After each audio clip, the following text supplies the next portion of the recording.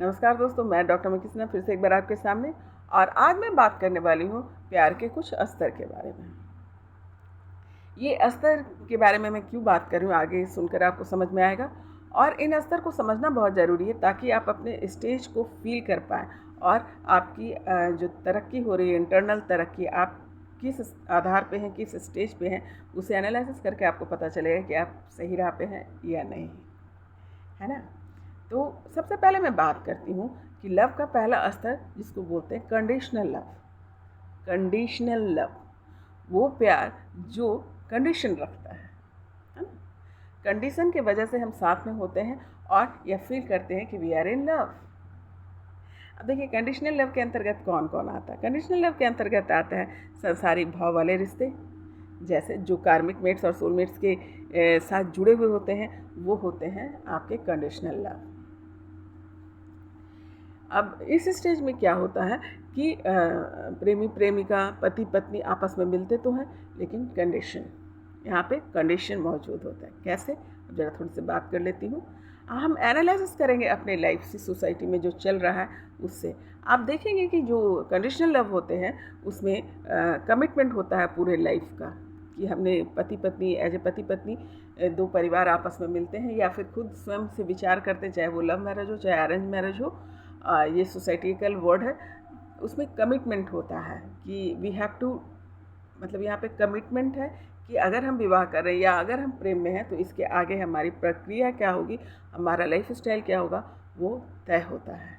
जैसे किसी ने किसी एक लड़के और लड़की की विवाह होता है तो उसका कंडीशन ये है कि इसके बाद उसे बच्चे पैदा करना है, उसके बाद फिर उसे माता पिता बनना है, सोसाइटी में ये शो ऑफ करना है, और फिर उसे पढ़ाना है, लिखाना है, और फिर जो है उनकी शादी कर देनी है, और लास्ट में जो है अपने जीवन एक साथ यापन करके समाप्त हो जाना है।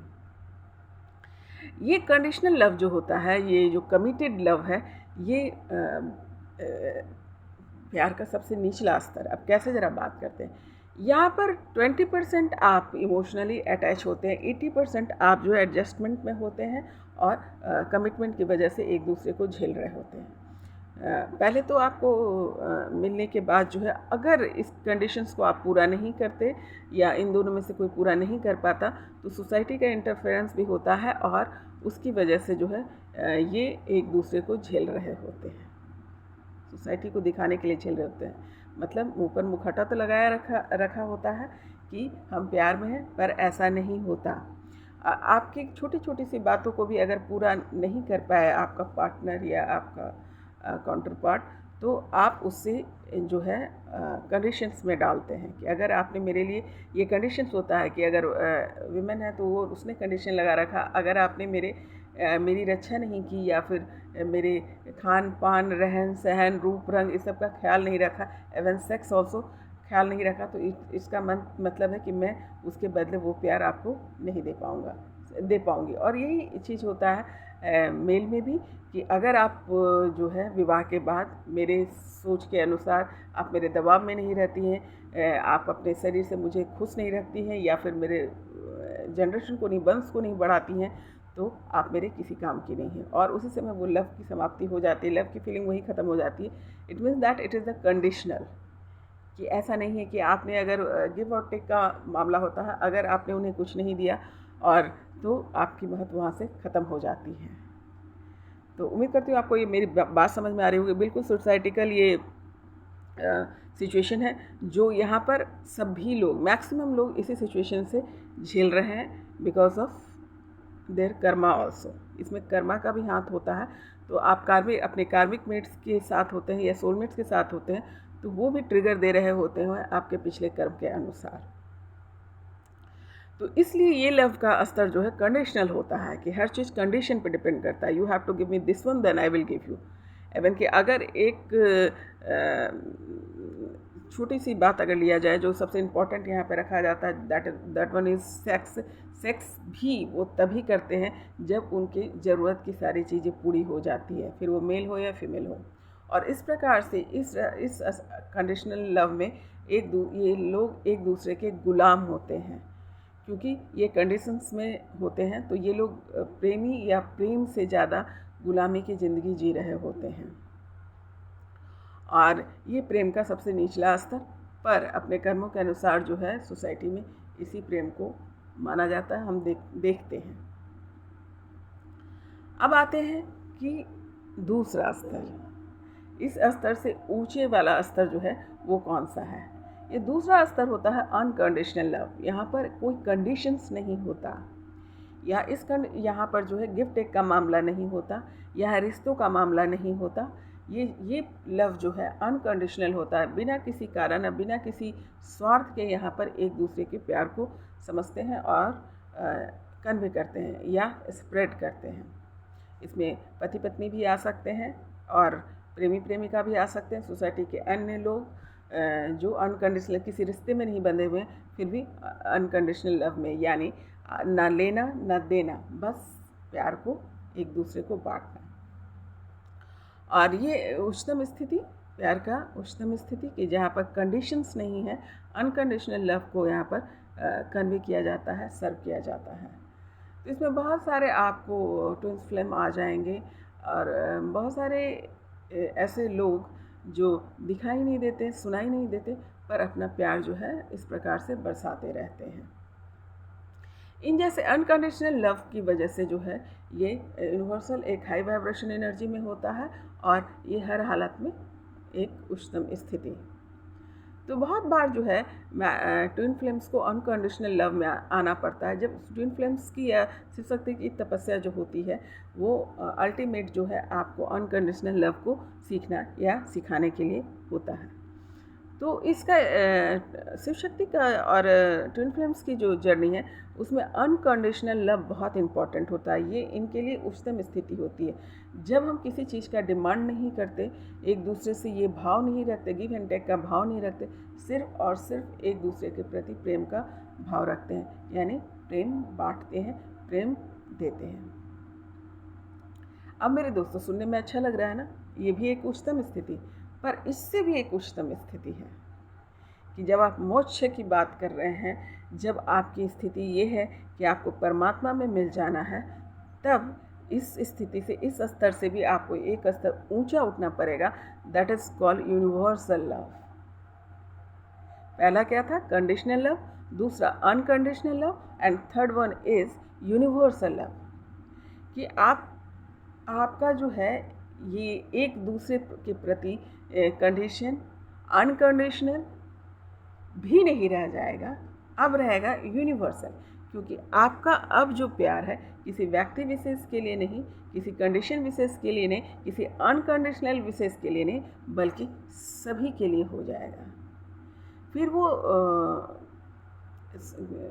यूनिवर्स में मौजूद या प्रकृति में मौजूद जो भी चीज़ें हैं, it not means that only कि ह्यूमन बींग्स और एनिमल्स, इवन पेड़ पौधा, कीट पतंगा, जितनी भी चीज़ें हैं सभी के प्रति आप करुणा का भाव रखेंगे, प्रेम का भाव रखेंगे, समान भाव से। किसी व्यक्ति विशेष के लिए यहाँ पर प्यार, या किसी वस्तु विशेष के लिए, या किसी सिचुएशन विशेष के लिए यहाँ पर प्यार नहीं रह जाता। आप यूनिवर्सल लवर हो जाते हैं। यूनिवर्सल आपको सबके प्रति समान प्यार बांटने के काबिल हो जाते हैं। ये लव का थर्ड स्टेज या सबसे उच्चतम स्थिति, और ये जब आप प्राप्त कर लेते हैं तभी आप मोक्ष के पास हो जाते हैं। दरअसल यही मोक्ष है, क्योंकि परमात्मा कभी कंडीशनल लव या अनकंडीशनल लव की बात नहीं करते। परमात्मा जो है यूनिवर्सल लव की बात करते हैं, या बात करते हैं, कहने का मतलब भाव रखते हैं, है ना। ये सिर्फ वर्ड है, द वे ऑफ टॉकिंग है, भाव रखते हैं। तो परमात्मा का भाव है यूनिवर्सल लव। वो किसी मिक्की के लिए या किसी अन्य जानवर के लिए, जंतु के लिए, कीट के लिए, फतिंगे के लिए, किसी विशेष के लिए जो है वो भाव नहीं रहता। वो सबके लिए एक बराबर सोचते हैं, और उसी प्रकार से जो है जिसे यूनिवर्सल लव बोलेंगे, और उसी प्रकार का भाव जब आप उसको अचीव कर लेते हैं, आपका दिल, दिमाग, मन, बुद्धि, आत्मा, सभी चीज़ से आप भर जाते हैं प्यार से, प्रेम से, कि आपको और भी कोई चीज़ जो है कुछ असर नहीं कर रहा होता। आप सिर्फ और सिर्फ प्रेम देना जानते हैं। प्रेम आपके मन से, आत्मा आपकी प्रेम दे रही है, मन जो है प्रेम से भर गया, बुद्धि प्रेम से भर गया। तब क्या होता है कि आप मोक्ष की स्थिति में हैं। उम्मीद करती हूँ आपको मेरी बात समझ में आ रही होगी कि प्यार के स्तर क्या हैं। एक है कंडीशनल लव, दूसरा अनकंडीशनल लव और तीसरा यूनिवर्सल लव। तो आप आइडेंटिफाई कर सकते हैं कि आप जो शिव शक्ति तपस्या में है, जो मोक्ष की कामना करते हैं या मोक्ष के लिए अपने सोच रख रहे हैं या फिर उसके प्रति डिवोटेड है, उसके प्रति बेचैनी है आपकी, तो आपको इस स्टेज में पहुंचना होगा और आपको आइडेंटिफाई करना होगा कि आप इस स्टेज में पहुंचे हैं कि नहीं। जब इस यूनिवर्सल स्टेज में आप पहुंच जाते हैं, यूनिवर्सल लव के स्टेज में पहुंच जाते हैं, तो आप सही राह पे हैं। और ये बिल्कुल भी नामुमकिन नहीं है। अगर आपको सुनने में लग रहा होगा कि ये बहुत नामुमकिन सी बात है, पर ऐसा बिल्कुल भी नहीं है। जैसे जैसे हमारे स्टेज बढ़ते हैं, हमारा ज्ञान बढ़ता है, हमारे एक्सपीरियंसेस बढ़ते हैं, हमारी तपस्या बढ़ती है, तो क्लियरिफिकेशंस होता जाता है, हमारे कर्मास घटते हैं, समाप्त होते हैं, तो हम इस उच्चतम स्थिति पे पहुंच जाते हैं। क्योंकि अनकंडीशनल लव जो है वो डिपेंड करता है आपके कर्मा की वजह से। और जैसे आपके कर्म कटने लगते हैं, आप उससे उभरने लगते हैं, ज्ञान की वजह से आप उसे काट कर ऊपर जाने लगते हैं, तो आपकी मुलाकात जो है अनकंडीशनल लव से होती है। और जब अनकंडीशनल लव को भी अच्छे से आप समझ लेते हैं और उस पड़ाव को भी आप पार कर लेते हैं, तो आप यूनिवर्सल लव में आ जाते हैं। ऐसे बहुत सारे संत और योगी हैं जो इस प्रकार के लव को सर्व किया, उन्होंने अभी भी कर रहे हैं। जिसमें मैं एक संत का नाम लेना चाहूँगी, वो है साईनाथ, जो अनकंडीशनल मतलब यूनिवर्सल लव वो अपने दिल में रखते हैं। और जब वो पृथ्वी पर आए थे, जो लाइफ दिखते थे, बाय बॉडी दिखते थे, तब भी वो यूनिवर्सल लव में थे। और जब वो पृथ्वी पर अपने शरीर के रूप में नहीं दिख रहे हैं, सूक्ष्म रूप में मौजूद होते हैं, तो भी वो यूनिवर्सल लव ही फैला रहे हैं। वो हर एक साधकों को, मैं अपनी ही बात नहीं कर रही हूँ, अगर एनालिसिस किया जाए तो वो बहुत साधकों के जो है इंटरनल गुरु हैं। वो आते हैं यूनिवर्सल लव के भाव को लेकर आते हैं और साधकों की मदद करते हैं, ट्विन फ्लेम्स की मदद करते हैं, शिव शक्ति की मदद करते हैं और उनकी साधना में उससे उन्हें उच्चतम स्थिति में पहुँचने की संदेश देते हैं या मोटिवेशन करते हैं। ये एकदम पक्की सी और सत्य सी बात है। मैक्सिमम जो साधक हैं, जो साधना में जाते हैं, और ख़ासकर मैं ट्विन फ्लेम्स की बात करूँगी जो शिव शक्ति तपस्या में है, उनको आकर वो गाइड करते रहते हैं। कठिन से कठिनतम परिस्थिति में वो आते हैं और अपने प्यार को, जो यूनिवर्सल है, किसी मिक्की के लिए नहीं, किसी अन्य सीता गीता और रमेश नाम से उन्हें कोई मतलब नहीं होता। प्रत्येक सोल को उच्चतम स्थिति में लाने में वो मदद करते हैं। जो लोग भी ये वीडियो देख रहे हैं और जिन लोगों ने इसका एक्सपीरियंस किया है, वो कमेंट्स बॉक्स में लिख सकते हैं और इस बात के लिए बहुत बहुत हम धन्यवाद कर सकते हैं और करना ही चाहिए। तो मैं उन सभी इंटरनल गुरुओं को भी धन्यवाद अदा करूँगी जो यूनिवर्सल लव के साथ जो है हमारी मदद करते हैं। ऐसे बहुत सारे सभी के अंदर जो इंटरनल गुरु होते हैं, जो सूक्ष्म रूप से हमारी मदद करते रहते हैं, वो सारे यूनिवर्सल लव के कंडीशंस में होते हैं। उन्हें ये फ़र्क नहीं पड़ता कि कौन क्या है, किस जाति का, किस धर्म का है, कहाँ से है, छोटा है, बड़ा है, किसी से फ़र्क नहीं पड़ता। वो सभी को एक समान, एक जैसा सबकी मदद करते हैं। तो मैं पहले साईनाथ का मैं बहुत बहुत धन्यवाद करना चाहूँगी और मैं करती हूँ। और आपके यूनिवर्सल लव को समझने में, आपको देखकर मैंने यूनिवर्सल लव को समझा, तो आपकी वजह से मैं इस कंडीशन को समझ पाई, इस प्यार के इस स्तर को समझ पाई। इसके लिए आपका बहुत बहुत शुक्रिया। और मैं उन सभी साधकों और शिव शक्ति और ट्विन फ्लेम्स की तरफ से भी शुक्रिया अदा करती हूँ, क्योंकि उसका महत्व, उसकी वैल्यू मैं समझ पाती हूँ और समझ रही हूँ। तो हे प्रभु, आपका बहुत बहुत धन्यवाद, और इस भाव को समझाने के लिए भी आपका बहुत बहुत धन्यवाद।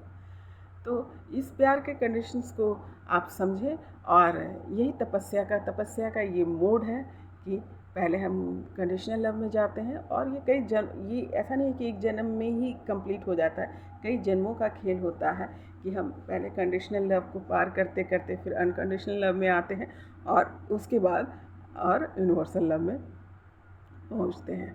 तो तपस्या का ये स्थिति, ये स्तर, इसको कहते हैं और भी बारीकी से समझना। जितने आप करीब होते जाएंगे अपनी तपस्या की, बारीकी आपको और समझ में आने लगेगी। तो ये बारीकी थी प्यार का, है ना, प्रेम का। तो उम्मीद करती हूँ कि आपको ये कंडीशंस मैं समझा पाई, और आप खुद को एनालिसिस कीजिए और ये पकड़िए कि क्या हम इस स्टेज पे हैं कि हम मोक्ष की को पार कर गए या मोक्ष तक पहुँच गए। तो फिर मिलती हूँ नए सवाल, नए जवाब, नए विषय के साथ। नमस्कार।